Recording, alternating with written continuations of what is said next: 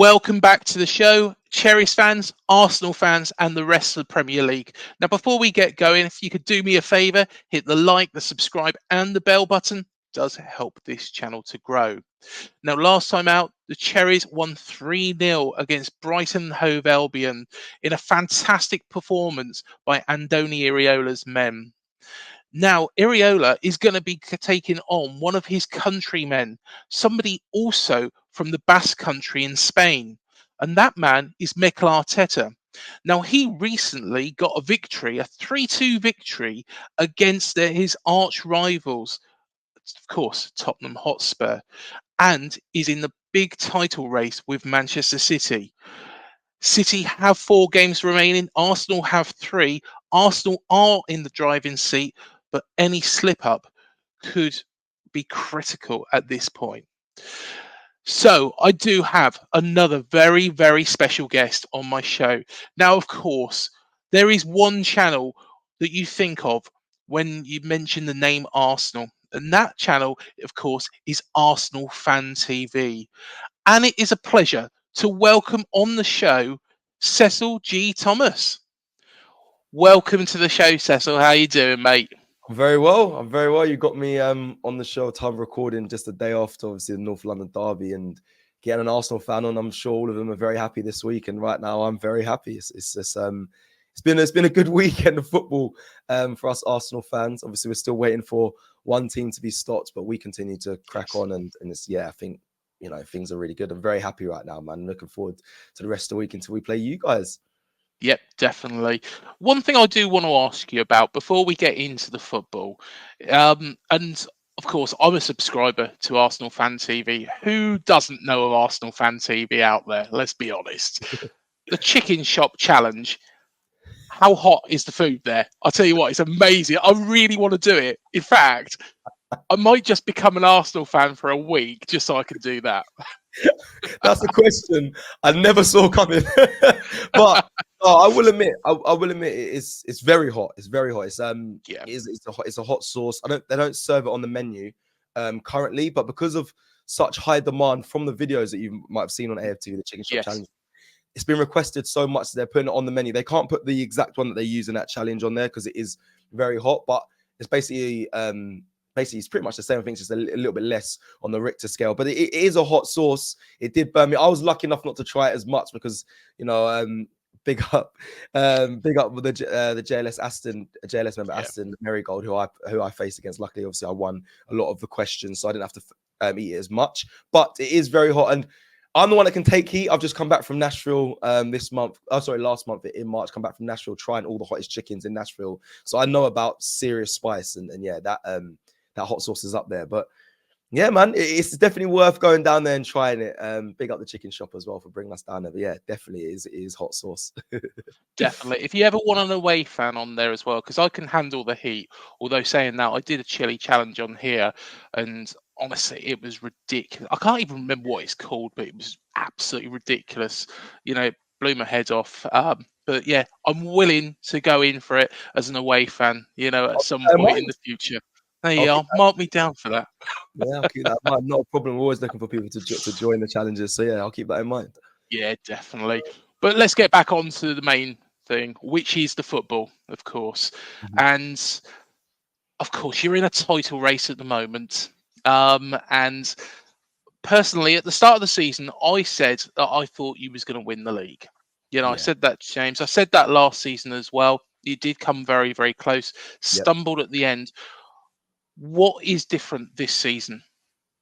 What's different this season? Well, firstly, like you just mentioned there, how long was on the top of the table for so long last season. I think that is something that we've taken into this season. I think that's the main thing we've taken, was the experience of what happened last season. Not just from the players, by the way, because I think a lot of people go to the players and think, you've been there, you just missed out, you should have the fight to go again. But I think Mikel Arteta has learned the most from it. I think he really has. And there's evident signs of it. The one that really sticks out to me is the fact that we wanted to see Odegaard, Partey and Declan Rice in the midfield for so long. Yeah. He saved it. Granted, there were some injuries involved, but he saved it really for these last final fixtures, the last run-in to the end of the season, where I believe it's the most important. And we've seen our strongest midfield play in the last 2 games, and it's worked. So I think he saved it. I think he deep down knew as well that those are the strongest three midfielders, and together they're a solid unit and will push Arsenal over the line. There's some experience in that midfield, in Partey, within Declan Rice, and obviously our captain Martin Odegaard. So that's something I think he took from last season. The players, like I mentioned before, they've been through it, so it's something they'll use going into this season. So I think that is a massive advantage to us. I think that is the main thing that sticks out to me is the experience they took. Also, just the maturity as well, just of the players and what we've seen so far. I think Bukayo Saka's had I don't want to say an okay season because that would seem like I'm playing him down. He's had a good season. Yeah. Numbers wise, he's been fantastic. But when you look at his performances, for me, weren't amazing, weren't incredible. But he's putting numbers on the board. I think that he's been very efficient. And last year Saka was very exciting, scoring massive goals. But this season he's been very efficient in his play and getting numbers on the board, even though he hasn't been playing his best. Again, we have to mention, some will argue the signings, will say, we had a strong team last season compared to this season as well. There's not much in it. But I am starting to disagree. I really am starting to disagree. I was on that thought track for a long time, that the fact that last season players were not massively different. We saw Xhaka leave, but Xhaka had an amazing season last season. Havertz has come in. Loads of question marks on Kai Havertz. So many. Majority of the fan base didn't really understand the signing. Didn't see how he would fit into this Arsenal side. Didn't really know what position he was, what he was good at, what he was great at. But he's proven a lot of us wrong. Me massively. I was one that was definitely questioned him, and he's proven me wrong massively. He's been such a key part to Arsenal's success this season. Declan Rice, kind of self-explanatory, but we upgraded in that position. I know Thomas Partey's back in there, but we upgraded in that position. He's been worth every penny. Some would say, he's worth more. Many people say we should pay more, but he's been the difference this season for me. I think if we do go on and win the league, he is going to be a big, big part to that. And yeah, I think those two are kind of the standouts. Obviously, we've had we had William Saliba and Gabriel Magalhaes be tremendous in the defensive line. They've been great. Leandro Trossard's come in and popped up with goals, important goals that last season we didn't see much of. But coming off the bench, I think he's added to the squad depth, and he's been an addition that I think Arsenal fans have been very happy to have in this Arsenal team. And yeah, I just think those are kind of key to Arsenal's success this season. And yes, no, we haven't won anything this season, but we've been valiant in the Champions League running. We got to the quarterfinals. We played against Bayern Munich, and yes, we came out of that, but we didn't get embarrassed. I think we really went blow for blow with Bayern Munich. And then again in the league, we're challenging again, and it's not top three challenging. Liverpool are now out of it. It's us and City, and I think that is, you got to commend the Arsenal side for that. They've gone at it again with such good performances, and I'm proud of the boys. I really am. Whatever happens at the end of the season, I'm so proud of them. But yeah, that has been for me the key differences. I think the players that have come in, and also what they've took from last season. One of the interesting moves that you did make was bringing in David Raya from Brentford. One player, I was sorry to cut you there. I was glad you brought that up, because I have to speak about him as well. But yeah, go on, carry on, because I'll do it after this question. So, of course, David Raya coming in from Brentford, and our old friend Aaron Ramsdale was effectively demoted to the bench. What do you think Arteta's reasoning behind that was? And do you think it's improved the back line as well? Yeah, 100%. And that's a player I forgot to mention. My brain, I was going through all the players thinking there's not David Raya is obviously the big one to mention, obviously on loan, but looking like he'll probably sign on a full contract when it comes to the end of this season with Arsenal Football Club. At first, when he came in again, I questioned it. I didn't question us bringing another goalkeeper. I questioned is he really the difference maker in this Arsenal side? That was what I questioned. I said, Aaron Ramsdale was so good for us last season. I still, to this day, I think the treatment of him is questionable from Mikel Arteta, in a sense that, there was times where he could have played in the Champions League game, which Ramsdale was in between the sticks that got us in the Champions League. He deserved to have played some of the games in the Champions League. However, he didn't. David Raya continued to keep his spot, even when the games were not necessary for him to play. He played. So I questioned it a lot. I really did, especially the treatment of Aaron Ramsdale. However, what I've seen of late from David Raya, there is a small difference. I still don't think the gap, Craig, if I'm honest, is massive between the two. I really don't. I think David Raya is better at certain things. High claims when balls getting crossed into the box, which, by the way, is massive. It relieves so much pressure off the team, off the defensive line. I even watched it yesterday. North London derby away. Raya had a howler, made a mistake. We all saw it. But after that, his response, his catching out of the air when the ball's being crossed in those moments where Arsenal are under the cosh, they're under it. He brings the sense of calmness when it comes to claiming the ball out of the air. So that is something he was better at than what Ramsdale had. And it is definitely a difference. He's on course to being, the Golden Glove winner this season, with the most clean sheets. So that's improved our defense dramatically. We didn't have that last season. We had that this season. The defense, the best defense in the league.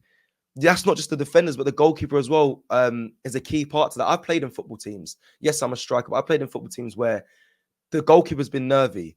You worry about giving it back to him, especially the defenders. And that costs teams massively. When they know they're assured at the back when it comes to the goalkeeper, the team plays better.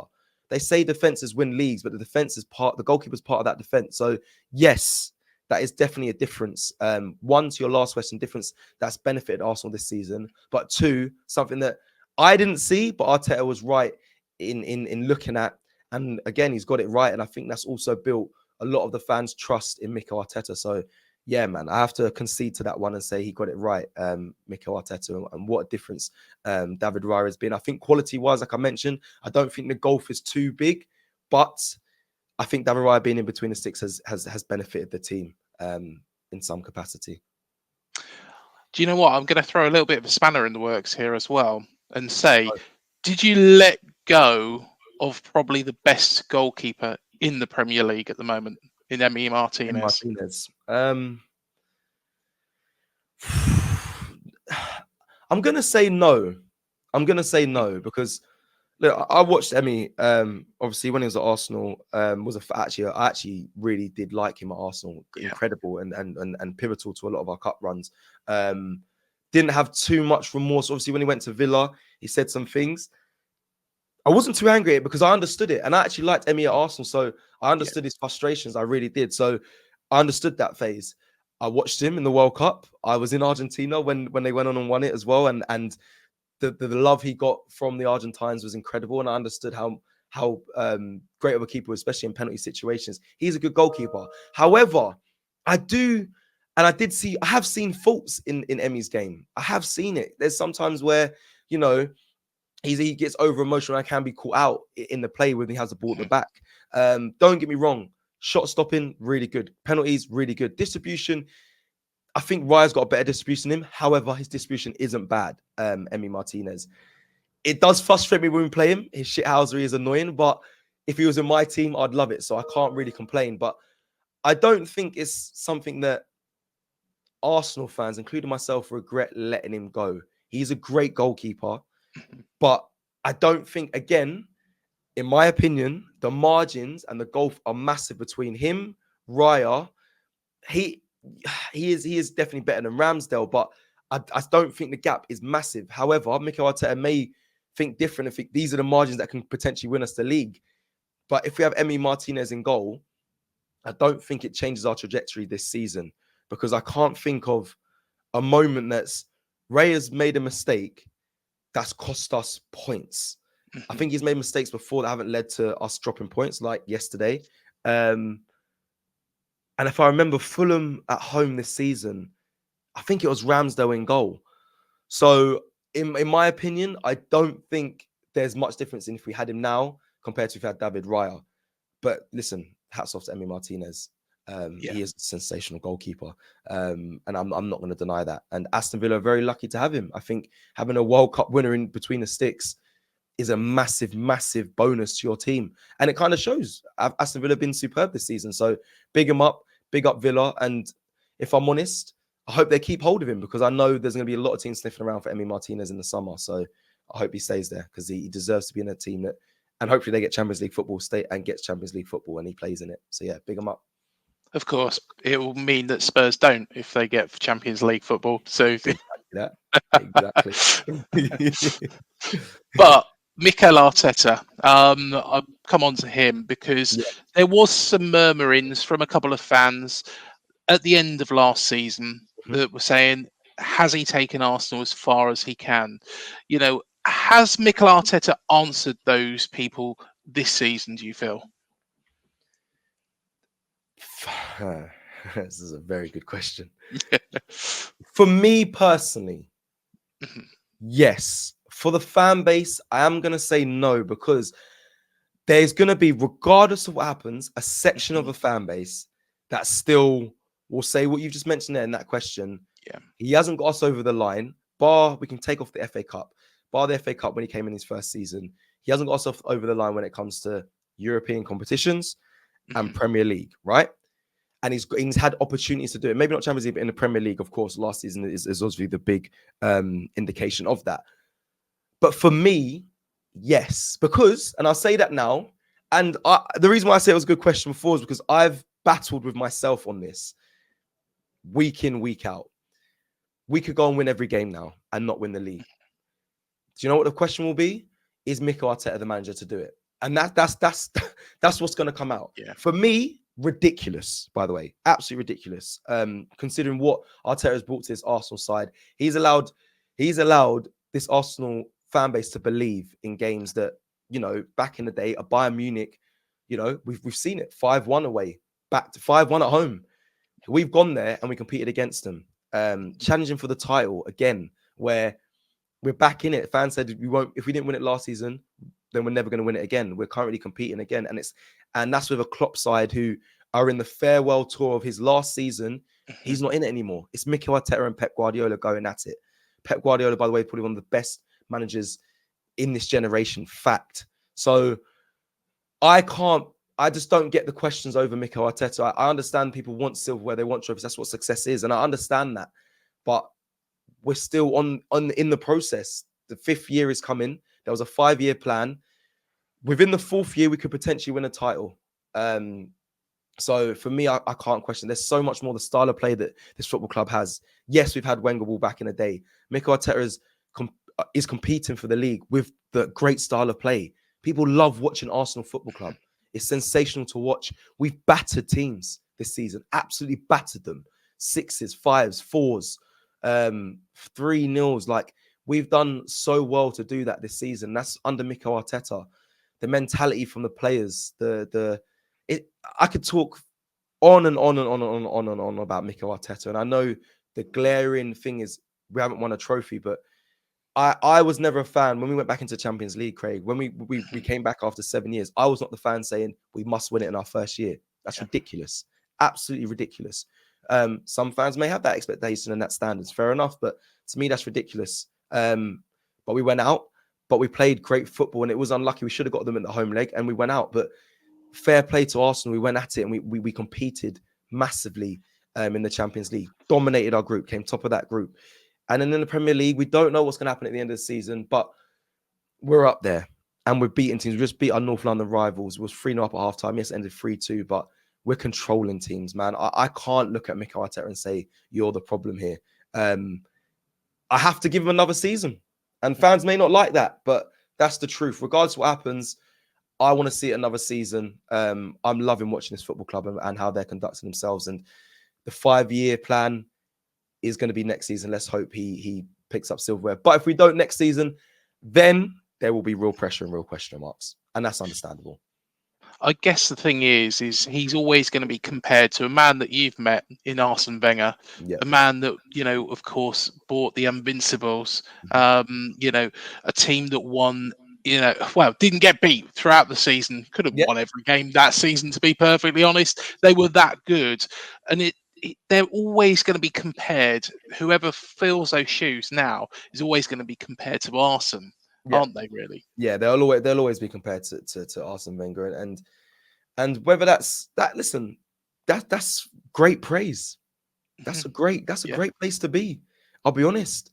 One of the greatest managers in the Premier League. Of course, there's many others, but he's up there. So if you're going to be compared to him, that's a credit to Mikel Arteta, and rightly so. We're a big club, and we have high expectations, high standards. But to be compared to one of the greatest managers in the Premier League in your first managerial job, I'm sorry. You got to take that into consideration and understand that is huge. And Mikel Arteta is bringing back a lot of what Arsene Wenger had and beliefs that, you know, he instilled in this Arsenal side. He really does. It's a classy club, Arsenal. And the things we are doing, the style of play we have, again, it was derived from Arsene Wenger, but it's continued and brought back through Mikel Arteta, and we are competing with it. It's not like we're playing good football and nowhere near it. We are up there. So yeah, it's a lot of pressure, but being a manager of Arsenal Football Club, it comes with pressure, and being, you know, compared or having to live up to what Wenger brought to this football club should be seen as a credit to Mikel Arteta and this football club. So I don't see it as a negative. I think it is big shoes to fill, but once we get it over the line, it is rightly so, and rightly deserved. And Mikel Arteta, I see it in him. I've met the man. He lives and breathes this football club, and rightly so. And he wants everything to go right for them. And we see it. He's a genius manager. He's a genius manager in what he does and getting these players on side. And with a team that's, in my opinion, not full of superstars, he's done so well to be up there competing. And there's not superstars in that team, that they believe in the style of play. They work to a system and it works, and they have the quality to do it. And they're a young team and they're getting it done. So yeah, man, big up Mikel Arteta, and I think he revels in the pressure. Of course, one man that also shares the same place as where Mikel Arteta's from is Andoni Iraola. Your manager, and yeah? Yes, and of course, Mikel Arteta and Iraola know each other well. And in fact, I spoke to, and it's quite interesting, I spoke to the Basque Country national team manager a while back. So his name, Mikel Arteta, and he was explaining the philosophy of Basque Country managers. Do you see Andoni following Arteta's path? Can you see the similarities in them? Yeah, and the short answer is yes. Short answer is yes. Long answer is I've seen Mikel Arteta speak about Iraola in his press conferences, and how well, you know, he provides tactics, the style of play, how much of a gentleman he is, and a professional manager he is. I've seen Mikel Arteta speak glowingly about him, and it's not, and it wasn't, and do you know what? And I watch press conferences all the time. Yeah. It wasn't just because you see it every now and then. Pep, and when they talk about Pep and each other, Pep and Mikel, it does seem like, you know, it's paper talk. But I generally believe Mikel Arteta is a good friend of Iraola and generally respects him. And you can see it. You can see it in the style of play that Bournemouth have. You can see it in your 3-0 win in your most recent fixture against Brighton. And by the way, let's not get it twisted. De Zerbi's a good manager. That is a good Brighton side. And it shows how far, in my opinion, Bournemouth have come. You're sitting in 10th. Like, that is, and I know that I'm not even looking down on Bournemouth. That is a good achievement. I'm sorry. I know there's still a lot to play, but that is good. Like, you know, and he's brought that.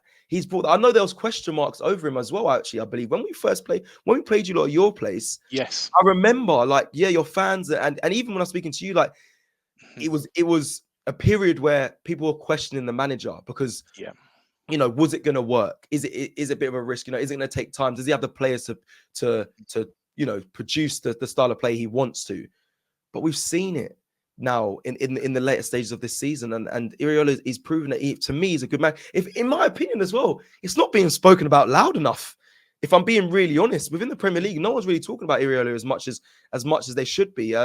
I really like him as a manager. I really do, and I think he can emulate, you know, what Mikel Arteta has brought to a football club. I can't say he's going to emulate what we're doing right now because we're challenging for the league. I don't expect that from Bournemouth. You never know. It could be a Leicester season. You never know, potentially. But if I'm being honest, I don't see that happening. But I think you can be proud as Bournemouth fans to see what this manager has brought to you guys, and by sticking by him as well, because we're in a culture where if it's not working within the first couple of months, maybe, first couple of months or half a year, then get rid of him, chop and change.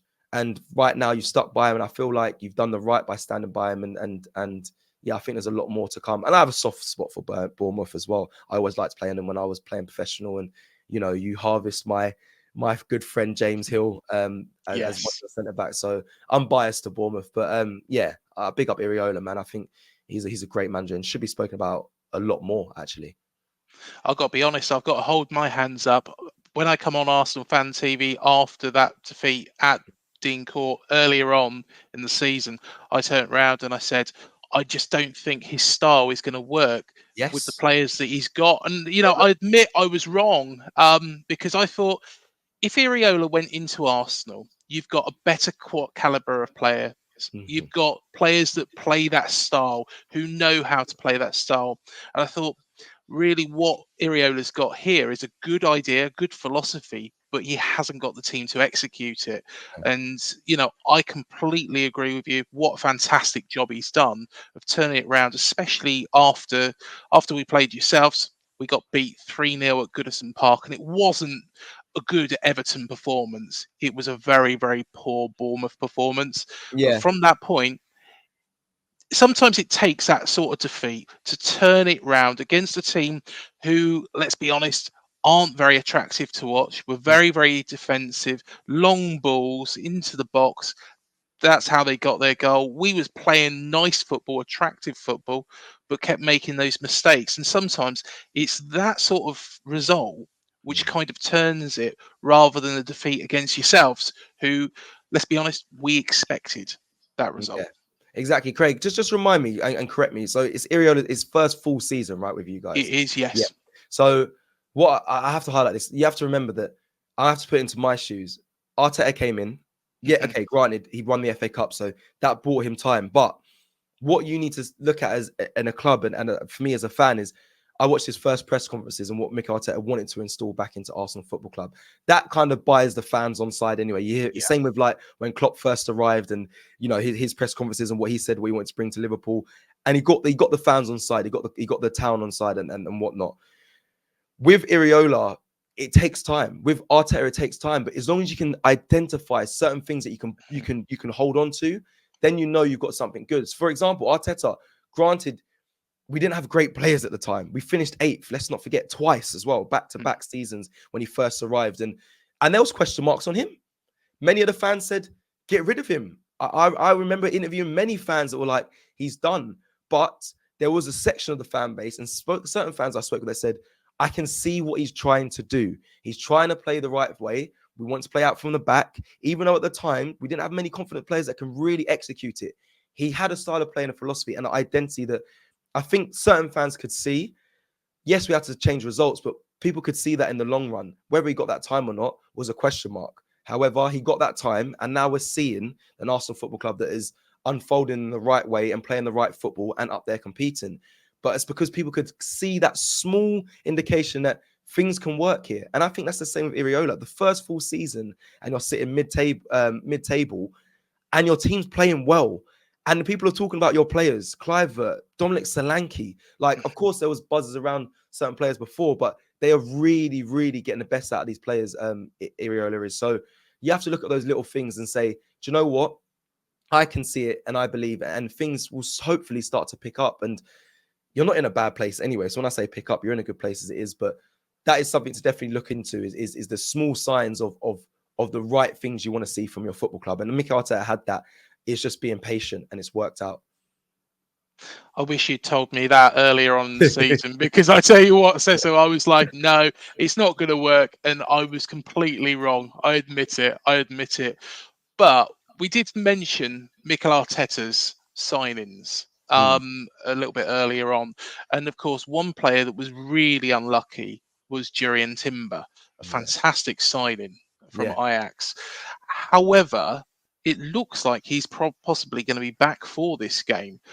How much of the team missed him, and how do you feel that the players that have deputised, because he's bought in to be a starter, wasn't he? Yeah, 100%. Yeah. So this is a good question because for me, you've asked what of the team missed from it. It's going to be now. I can elaborate on that perfectly. However, I am going to mention what I'm going to caveat it with. We are currently top of the league, so I understand when we say missing. Obviously, you might be like, "Well, what the hell? You guys are here," but he actually could have added to the start of the season. And I'll say that because at the start of the season, we saw Mikel Arteta drop Gabriel Magalhaes, one of our centre backs, still unknown for the reason. Whether that's to do with potentially bringing in, a Jurrien Timber to play, whether it's a centre back or play right back and put Ben White back into his natural position as centre back, I don't know. But we also saw Thomas Partey, which I think is the key indication, play at right back for the first 3 games that he featured in the season. That was bad for Arsenal. Thomas Partey wasn't good playing right back, but I think his initial plan was to put Jurrien Timber at right back, and put Jurrien Timber at right back, either right back or maybe play someone play him left back and then be able to put Ben White or whoever else on the right back so it's covered. But he put Thomas Partey there, where I think Arsenal suffered in those early games. So that is where he might have affected it a little bit, in the sense of what did we miss from Jurrien Timber. I think he'd been able to add to that. There was also times where, Zinchenko, a lot of the fan base getting his back quite a bit. Offensively, he's superb, but defensively, he has been sometimes a detriment to Arsenal. And I don't want to be too harsh on Zinchenko, because I think he's a fabulous player and I think he's done so much for Arsenal Football Club. But those games where he cost us defensively, Jurrien Timber would have been there, who does offensively so well and defensively. And I can talk from a strong standpoint because I watched Jurrien Timber in pre-season live, and I tell you, I was gobsmacked by how good this player was, offensively and defensively. Strong, confident on the ball, winning, going hard into tackles, and then being able to distribute and be composed on the ball. I actually cannot believe how good of a player he was. In that small sample with pre-season, I saw how much he would bring joy to Arsenal and improve Arsenal's play defensively and offensively. So I can say that with chest because I watched it. Him returning, he probably can be available for Bournemouth. I don't think he will play. I don't think he'll even be in the squad. I know he played for the under-21s yesterday against Liverpool, I believe it was. I need to actually do research on how well he did and what impact he had in that game. Obviously, he returned for an under-21s game before that and scored an absolute screamer. It went top corner. So he's looking like he is coming back to full fitness. He's playing matches. I believe he'll be training with the squad as well this week, which is massive news for Arsenal Football Club. So he seems to be, returning. Whether he'll, in my opinion, I don't think we will see him feature at all in any of the games, if I'm being completely honest, until the end of the season, unless we completely capitulate and it's all lost and we see him in that Everton game at home, just to say, you welcome back Jurrien Timber. But if we're in the title race, and I know he's such a good player, but I don't believe Mikel Arteta will risk him because it's not worth it, really. But yeah, he is a superb player, and I can't wait for him to actually play back in the 11 with Arsenal. Well, of course, you've got 3 games remaining. Yep. Manchester City have got 4. And you are in pole position. But of course, if they win that game in hand, they can go above you. Of course, Man City have also got Spurs. Could Spurs do you the biggest favour possible? It's funny, right? Because we were doing previews and was at Tottenham Hotspur and was doing interviews, doing our preview story. But a lot of Spurs fans came up to us, "What are you doing here?" and all that. And then we spoke to them, and to be fair, they were very respectful. And we spoke to them about, if we beat you, which to be fair, they did say they weren't confident about the game. If we beat you, what happens against City? Fans will say we want to throw the game. Of course, they want to see their North London rivals win the league. And you know what? I understand it. I 100%, because when Spurs were in the Champions League final against Liverpool, I was praying Liverpool won that game. Literally, I was singing the Liverpool songs. I was there. I have a bit of bias. My uncle's a Liverpool fan as well, so I have a bit of bias anyway. I don't mind Liverpool too much, but of course, you don't want to see your North London rivals win anything. But will they throw it? Could they do us a favor? They could do us a favor, though. And the reason why I say that is because, regardless of what the fans think, and this may hurt to hear from me and from Spurs and to Spurs fans, but the team aren't thinking about that. Ange isn't thinking about that. You don't throw a game. Like, you're professional footballers. Your job is to go out there and give your best performances. I think they go out there and try and give it a game. Do I think Spurs win the game? No, I think City, I know it is a bogey team for City, but City are now in their groove. Regardless of who they play, I don't believe they drop points. I actually think City go on and win every game as well. So I don't think Spurs stop them. I think they go out and try and play a good game. But the Tottenham Hotspur I saw, we were 3-0 up at half time. They're not good enough, in my opinion, to stop City. But I would love if they did. I would love it. I will be a Spurs fan on that day. Shamelessly, I'll admit it. I don't care. Get out the white. Oh, and the Spurs go marching in. All of that. Yep, for that one game, please do us a favor. But I don't see it happening, if I'm being honest. Well, they've got to win all their games to try and get that Champions League spot. It looks like it is going to go to Aston Villa, but they've got to do everything within their power to make it theirs. And if they can, fair play to them. But going back to yourselves, of course, you've got ourselves, Manchester United. and then Everton last game of the season. Now Everton are safe now, so that could be seen as a little bit of a dead rubber for them. But out of the 3 games, do you think that we potentially could be the most dangerous? Yeah, you or Everton, which is going to sound crazy to people. But I've said this from the beginning. I said when it was the last 10 games, I said the only game I'm worried about first was Tottenham Hotspur. That was it. That was actually it. Out of the 10 games, the last one, I said Tottenham Hotspur is the only one I'm worried about. I don't worry about any other team. Chelsea at home, United away, not fussed. But now that we've beaten Tottenham, more pressure is built, and also Everton have also hit a bit of form, and so have you guys as well. So and we saw what happened last season at our place as well. I mean, last minute Reece Nelson. So you can cause us problems. I don't.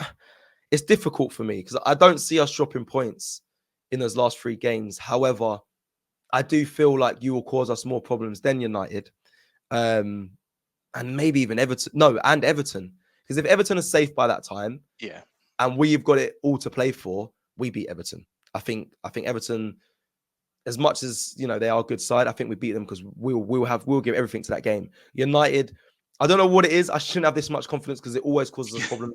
United away, but I just feel I've watched them so much this season, and I just think there's no way we don't go over there and roll them over. So I'm confident about that game. But this game, it could be tricky. I think we win it, but I just think it's not going to be a simple win. It's not what we've seen of late, 4s, 5s, or 6-0. So yes, there could be problems here, but it'll be a good game. It'll be a good game. Score prediction? 2-1 to Arsenal. I think you guys.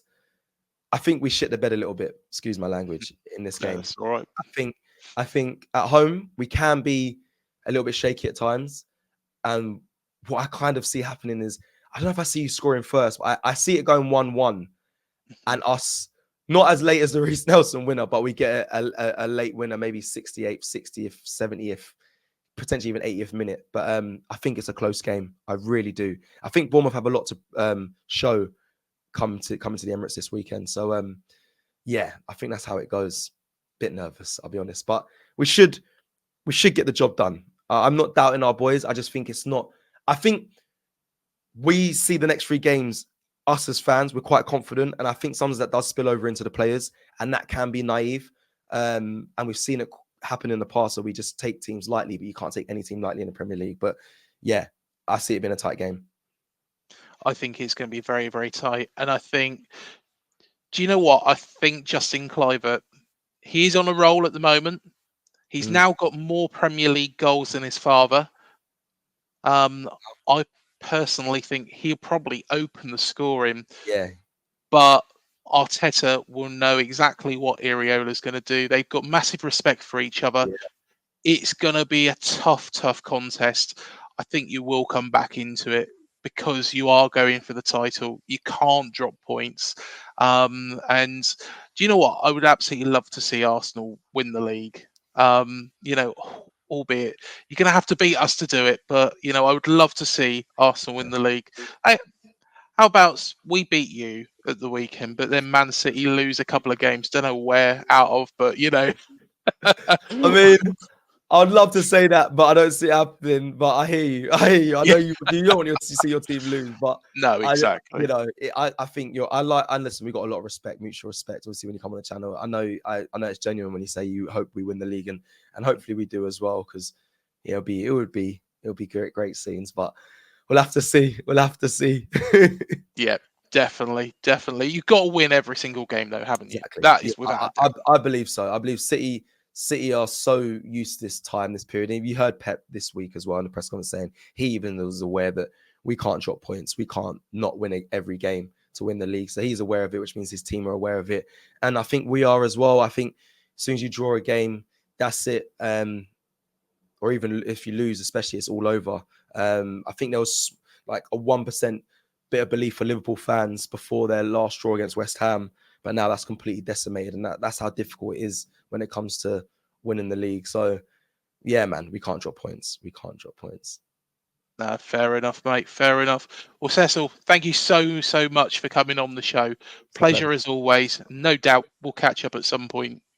100%. Thank you for having me, and also make sure you subscribe, everyone, and like the video. It's a pleasure being joining you on this channel and doing this preview. So thank you, Craig, and big up. Make sure you head up and follow the channel. Not a problem at all, Cecil. Pleasure's all ours. Thank you so much. Love.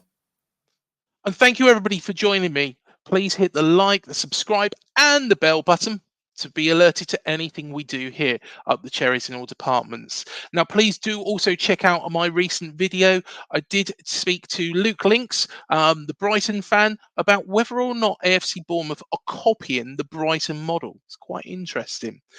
Also, do check out our interviews. We had Richie Neville, of course, an Aston Villa fan, and also a member of the boy band Five. We also had Nick Owen. He was on BBC, and of course, a Luton fan, of course, former Luton chairman as well. We did have Gaz Whelan from the Happy Mondays, of course, Manchester United fan. And of course, Damon Minchella was back. He is a toffee, a proud toffee. And of course, we spoke to him just before our game with Everton at Dean Court. And of course, he is part of Ocean Colour Scene. Do check out all of the rest of our videos as well. You can find them. We've got loads of player interviews as well. So do check that out. But please do hit the like, the subscribe, the bell button as well. It does mean the world to us. But until the next one, up the cherries, and we'll see you in the next video. Thank you for joining us.